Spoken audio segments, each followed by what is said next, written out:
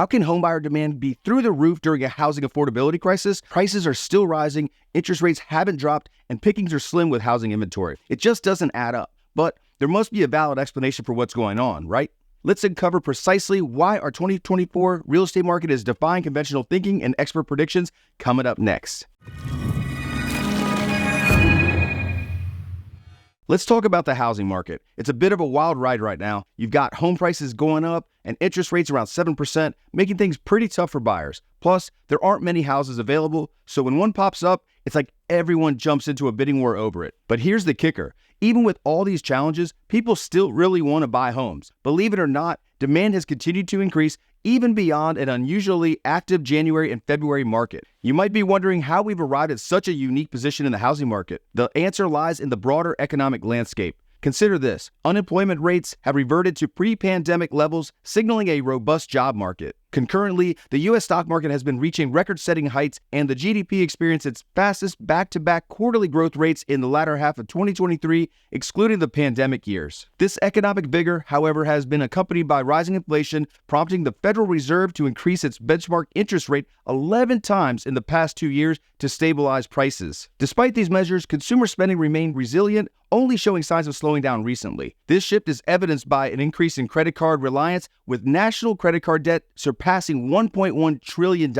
Additionally, a record number of individuals now face car payments exceeding $1,000 monthly, and delinquencies on student loans are climbing. These indicators suggest a tightening in disposable income, which directly impacts the ability of many to afford purchasing a home. Our current market highlights the growing disparity in affordability between the wealthiest 20% of Americans and the broader population. This isn't a story of fairness or equity, but one of financial acumen. Top income earners, who represent a significant portion of the financially savvy investor class, have seen their wealth grow through strategic investments in stocks and high-yield opportunities. This growth, fueled by the booming economy, has enabled them to navigate the challenges of inflation, high interest rates, and rising home prices with relative ease. Their investment success has not only shielded them from economic pressures felt by many, but also positioned them as key players in the housing market, able to purchase homes despite the escalating cost. This dynamic underscores the critical role that investment income and financial strategy play in today's real estate landscape. It's important to note that not every housing market is having the same experience. For example, Northern Virginia is among the thriving regions in the U.S. for housing demand. In contrast to areas like Phoenix, Las Vegas, and Austin, where sellers are more commonly making price reductions to attract qualified buyers, Northern Virginia's market remains fiercely competitive. Much of this relies on a persistent imbalance between high demand and low supply, made evident by the current average days on market sitting at only 5 days. An added challenge for buyers is the high concentration of top earners in the region who are willing and able to pay rising home prices. A great example is this recent sale in Springfield, Virginia that my client and I had scheduled to see.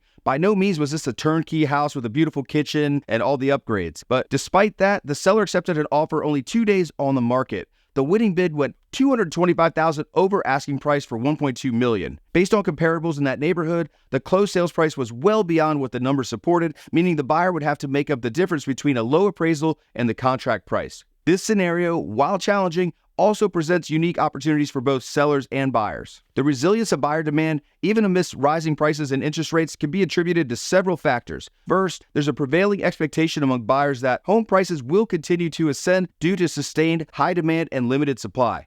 This belief is not without merit. Historical trends and current market analysis support the notion that real estate investments could yield substantial returns over time. Equity gains realized by those who purchased during the periods of lower interest rates underscore the opportunity cost of inaction, and continuing to wait for a market crash, as some have done for over 3 years and counting, will likely result in missed opportunities. Even though we can't turn back the clock, the good news is that based on demand shifting because of scarcity rather than low rates, there's still time to capitalize on rising property values as they ascend. This perspective encourages a forward-looking strategy among buyers who are motivated by the potential for long-term gains rather than deterred by short-term challenges. The second reason for robust buyer demand during affordability challenges lies with current homeowners who sell their homes before buying. They widely benefit from the financial cushion provided by the sale of their existing property. In a seller's market where homes can command premium prices, the proceeds from a sale can facilitate the purchase of a new home and offer a buffer against higher interest rates. This strategy aligns with the goal of upsizing and positions homeowners to refinance at more favorable rates in the future. The path to home ownership is undoubtedly more complex in the current climate. Being equipped with a deep understanding of market dynamics and having the readiness to act when the right opportunity emerges are critical to having success. If you plan to purchase a home this year, regardless of interest rates or prices, my advice is to act early. I say this because the spring market started in January and has only become more competitive, all while prices have increased. April has historically been the most active month in our real estate market, where you can expect an uptick in supply, but that's also when more buyers are out, i.e. increased competition. Imagine what happens if rates improve later this spring or early summer. Sounds great, right? Actually, it could be a bad thing for buyers. Affordability has kept many aspiring buyers out of the market due to being priced out. Even a slight reduction in interest rates could add marginal buyers back into the fray. Thank you so much for watching. I hope you gained something from today's video. If you have any questions about what was discussed or have a separate question about the real estate market in general, just give me a call, shoot me a text, send me an email. My information's right here. See you next time.